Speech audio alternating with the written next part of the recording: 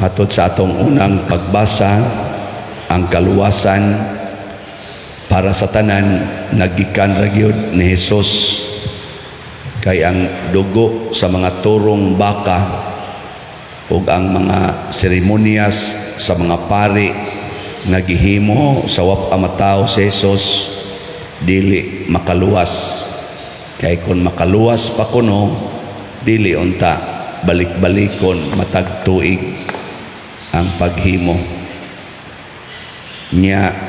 Si Hesus, pag-abot na niya, mihatag na siya sa kaluwasan. Kamurong ni adinhi inyong paminaw, luwas na mo. Luwas na. Anong mura malamugat tutok nga riwa man mo reaksyon. Ano bang sa amo pa na sa seminaryos una, lutaw kay utok ba? Tutok lang. Kinahanglan kay bao kita kung naluwas na tao mo nang mobilib sa kuan ng ubang mga sikta na moingon ako luwas na. Nya unsa may ilang ibasihan, mituo man ko ni Kristo isip bugtong manluluwas. Akong Ginoo og manluluwas, pana luwas na ko kay mituo man ko. Sakto na dili.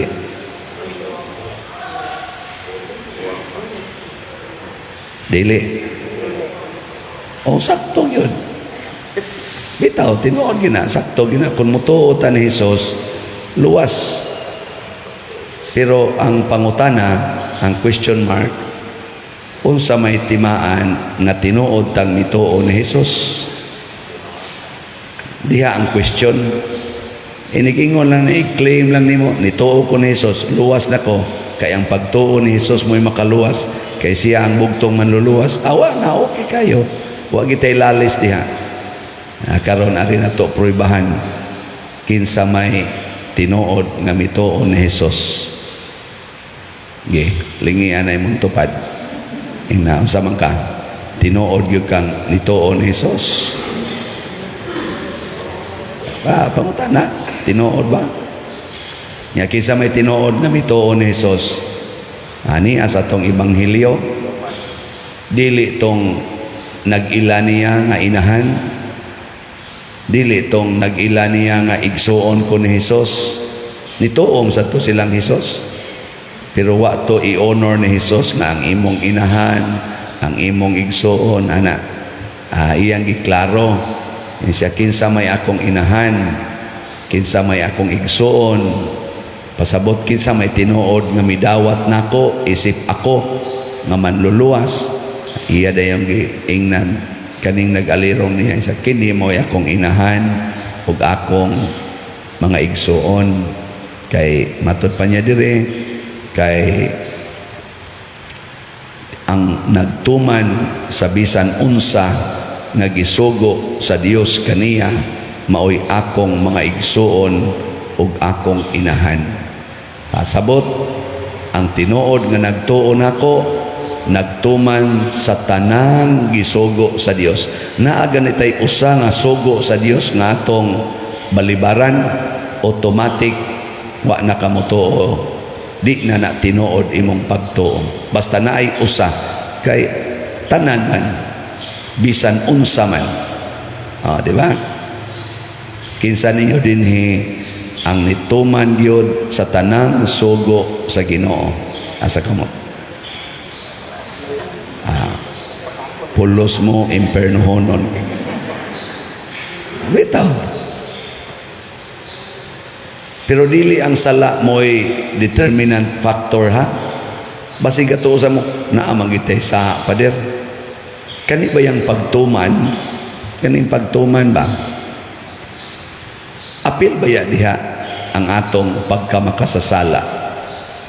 Kay katubitang kuan, katubitang sa to tulisan nagilansang tupad ni Hesus. Iya ba yang giingnan uban kanako ros paraiso? Makasasala ba to? Si San Pedro Maria Magdalena, mga apostoles, mga makasasala baya. Hastagan ni ang ato mga santos, sama ni San Agustin, apil na ni San Vicente Ferrer, San Roque, karon si San Francisco de Sales, mga makasasala baya ni. Karon ang importante di ay unsaon pagtuman ang kabubuton sa Dios diha sa atong sitwasyon. Kung ikaw nakasala karon, pasabot misupa ka sa pipila ka sugo sa Ginoo, karon nga nakaamgo ka nga nakasala ka, unsa may kabubuton sa Ginoo para nimo? Unsa man? Maghinulsol niya. Kung maghinulsol ka karon, unsa may mahitabo nimo? Mahimo dayon kang inahan og igsoon ni Jesus karong adlaw. Way siguro karong hapon. Pagkahapon na sad, supak naman sa kagsugo sa Ginoo, nangasaba naman sa imong anak. Unsa may nahitabo? Nawa na pod ang imong pagkainahan, imong pagkaigsoon. Nga pagkagabi, pagdayon nimong tug, nagmahay man ka, nagbasol man ka. Pag higda nimo, wala, igsoon na sad ka, inahan na sad ka ni Jesus, namatay man ka, wa man kakakuan, wa man kakabangon, na ditso man. Inikatubang nimo sa Ginoo, sa may iyang itanaw nimo, igsoon ka, inahan ka, o dili? Kana mo importante. Mao na pagtuman sa sugos Ginoo, dili nang ingon tumanon ako karon hangtod na jud ko mamatay, di na jud ko makasa na istoryahe, balik-balik mo ikagkaligo kada adlaw, di ba? Ingon sige may kagpanilhigan ng imong balay, kita gani dinhi, hindi humagmisa, mapanasad kay hugaw, trapuhan na sa simbahan kay hugaw. Kana mo importante nga naa nato ang pagkondisyon nga mutuman gyud ko sa sugos Ginoo. Nya kun makasa, wa man na magpasabot nga it's the end. Karon nga nakaamgo kang nakasa ka, balik na sagtuman. Parehag na ng sakyanan kamo kasagaran nini ka mao mamong mo drive. Pagkagalkal sa ligid kay ning tipas na di ay sa daan, kay naduka kag kadiyot ba, natipas. Unsa may imong buhaton pagkaamgo nimo? Tipas naman lahoson tani. Dili ay tanagang ikan. Uy, hala. Ana gid imong kamot kanan kay bao makaghaing daan. Ang importante kay bao kaghaing daan. Nanglitan karon, balibad ka, di lang yung kumupalit og slot, na ba? Nakaamgong, iyay, makapalangit mo din eh. Palit ayon kag slot pagkahapon, yaon sa may nahitabo. Himo na kang anak sa Ginoo, or igsoon, or inahan. Nya na malikas man kapag humani mo palit og slot. Wa na to'y bili. Katong imong pagpalit og slot, wa na to'y bili mo na pagkaugma, palit na sa kagbago. Magmahay ka, makabalikas ko Lord, isip penalty sa akong kaugalingon, nagmahay ko, ako na sa ning palitag lain. Wa na dyan ka, nya kay, wa na mo kay kwarta, di, wa na sa ka mamalikas. Di, wa na, perti na nimong langita. Di lang sa taron mo update kay basahonon patong mga nisod sa atong bangko, pero ang atong is NJP karon ra ba ni Kotob Bernis ngayon ang inyong paliton kay murag daghan-daghan pa man to, napatingali is mga 5,000 ka slots ang nahibilin, so tag 100 naman na atol na palitog mayo aron mahimo sa tang igsoon kay ug naa kay kwarta. Kung na kay kwarta ba, pamalandungi unsay kabubuton sa Ginoo para sa imong kwarta, dili ang imo lang, ang ato lang yung kabubuton ba. Kay nanay kwarta, ako na ako na magbuot. Muna si St. Francis de Sales, porti maning datuas iyang ginikanan, siyang may kamagwangan sa ilang nagsuon, porti pagid niyang brayta, siya gyud mo gigroom sa iyang ginikanan nga mahimong sumusunod sa ilang mga kaliwat nga mga magistrate dito sa ilang lugar sa Geneva. Pero pagkadungog ni St. Francis de Sales sa mga walis pare nga iyang gisimbahan, na-attract kayo siya, labi na gyud kaning kinabuhi sa pagbiya sa tanan. Sa mas gihimo ni St. Ignatius of Loyola, St. Francis of Assisi, nila ni St. Dominic, nila ni San Agustin, na-attract kay siya. Ang iyang kasing-kasing lipay kayo, motong iyang gisupak ang plano sa iyang ginikanan niya, kay nakagraduate naman siya og civil law, master naman siya sa civil law og sa theology. Iya na lang gigamit aron isuporta, ihatag og pagpasabot sa atong tinuhuan kay atong mga 15th, 16th century mao man toy pagkusog sa Protestantism. Iyang gitagaag solusyon ang panagbangi sa tinuod nga Katoliko o sa Protestante. Gusto siya nga magsabot-sabot ba, dili mag-away. Siya mo'y ni middle, ginamit ang iyang intellectual ug ang iyang virtue, kaning gitawag og total obedience to God's love, divine love. Nindot no? Ang kwarta niya, nagamit niya pinaagi sa pag-alagad sa simbahan. Ang iya sang intellectual capacity, dili pagplano unsaon pagpalambo iyang kinabuhi, kung dili unsaon paghatag og kahiusa, ug unsaon pag-practice ang divine love. Kana mo sakto. Panalitan imong anak adik kaayos drugas or sa computer, pamalandong, Lord, unsa may imong kabubuton para aning akong anak. Karon kusog kay nang gitawag og sexual confusion sa atong mga kabatanunan. Laki ba gyud ko o babae ba ko? Muna atong gi-accommodate na atay LGBTQ. Mao ba na ang kabubuton sa amahan? Na if you are confused, tagaan ti ka og imong kaniganing avenue to practice your sexual orientation. Confused ba ya ka? Naglibog ba ya kag babae ba ka or lalaki? Solusyon ba ng imong confusion atong kuyugan? Solusyon ba na? Pangutanas Ginoo. Muna yato i-question ba? Sigihan kag kulatas imong bana kay nangabit siya, bisyoso pa. Solusyon ba nga imo siyang ikiha, nga imo siyang buwagan, imo siyang ipapriso? Solusyon ba na? Diyos nun ba na? Hilingi ako na imong tupad, hinaog ikay anaon kung sa imong solusyon. Ana kay moingon ka, ano yun ako? Pamalandong sa iya benas Ginoo.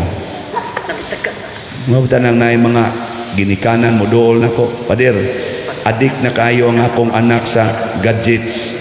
Hapit na lang di mo tagad na mo. Mura na siya na ikaw galingong kalibutan niya. 10 years old pa biya ni Pader, ana, or 13 years old, adik kayo sa cellphone. Nako niya, isa sigihan akong badlong, akong disiplinahon, akong i-off ang wifi. Masuko naman hinoon, Pader, magtantro man. Usa may akong buhaton, Pader. Kusang una-una, ako nga way anak, ako na noy inyong problemahonan. Pero usahay kanisang pagkawa na to ma-involve sa sitwasyon, mura sa kamao sa tang mutanaw from the distance, baka nang di interested silang kinabuhi ba. Mataingon ako, ato sang subayon be, kisa may nagpalitan ang cellphone, imong anak o ikaw? Kasi ako, kanang computer, kisa may kapalit, ako kami pa din. Kanang TV, kisa kapalit, ako kami. Nako, ako, sa may imong solusyon na kamo may nagpalit. Ingon man Ginoo ibaligya ang tanan ug ihatag ang halin ngadto sa kabos. Unsa ka kanang tanan ninyong cellphone, computer, TV, ibaligya na niya ang halin, ipalit og slot. Siya unya pa dir unsa na may mong gamiton ako mo abot ra na may Bible, na may libro, kanalay basaha. Palitan ni mong libro imong anak, basag libro, tabangan ni mong basa, na may Bible, pamalit mo mga libro. Wa man ay gibuhat sa una, wa man tong TV sa una, wa may cellphone. Kanay panahon nilang St. Francis de Sales, sila San Agustin, mga ngilngig keto sila, mga thinkers, wa may magsalig og cellphone. Wa man sila maghimog kanang mga gadgets nga usa ka tulpok makakita na ka dito sa CCTV sa imong balay nga bisag nagsimba ka gasikag monitor sa imong balay. Wa man na una, pero nindot man sila relasyon, kamao man silang mamalandog kinabuhi, nilambo man sad sila, nahimo man sad silang mga bantugang mga tao. Magsalig mo tana ambot, paglakaw niya wa man sad siya moingong iyang ibaligya, pero ambot ni palit pa kag slot, di ba? Problema mo maginikanan anang inyong mga anak nga nang-adik anang mga gadgets, kamo may nagpalit anak, ibaligya nyag mo reklamo inyong anak, wa na lagi gipalit na tong slot simbahan dong aron ta mahimong igsuon inahan ni Kristo. Siya ang ako intawong game usawa siya basig makapawagtang na nimo sa imong pagkaigsuon o ginahan ni Kristo. Usaon maginaman diri tabi basa tag Bible, basahon din ninyo ning sa manining Bible ni kaning Mark chapter 3, basaha din diri mga landong tadong kabubuton bas Ginoo nga din alang ka mo bangon og sayo kay wa nakakatuog og sayo, kabubuton ba nas Ginoo ing kamuragwa gid ma siya kanang di nakamamahaw kay mumata na kag alas 10 alas 12 udto, kabubuton pa nas Ginoo dong kamuragwa na gid ma. Mga manok gani mumata man gani inig sidlak sa adlaw kadang iba nagbanag sa adlaw. Ang tao na noon lupig pay manok, baboy gani mumata, ang tao murag lupig pay baboy, di na gid mumata. Ana, sige mong basa, maingon din na imong anak, muundang na lang kog school. Nga naman, mauwaw ko sa akong mga kauban nga naay cellphone, ako wa. Mauwaw ko nila nga, murang kog pobre ignaw, kay wa ko'y gadget. Ingon din ka, basa na sa kag Bible. Ana, adto na sa Mateo chapter, ano to sa tong chapter 5 man siguro na the 8th beatitude, bulahan kamo kung bugal-bugalan, bulahan kamo kung daog-daogon tungod kay nagsunod mo kanako, pagbaya kamo og paglipay kay dako ang ganti nga ihatag sa inyo sa Ginoo. Mingon na nimong anak, bitaw man sagdilag bugal-bugalan ko basta nagsunod ko sa Ginoo. Di ba kanindot ana no? Nindog tayo.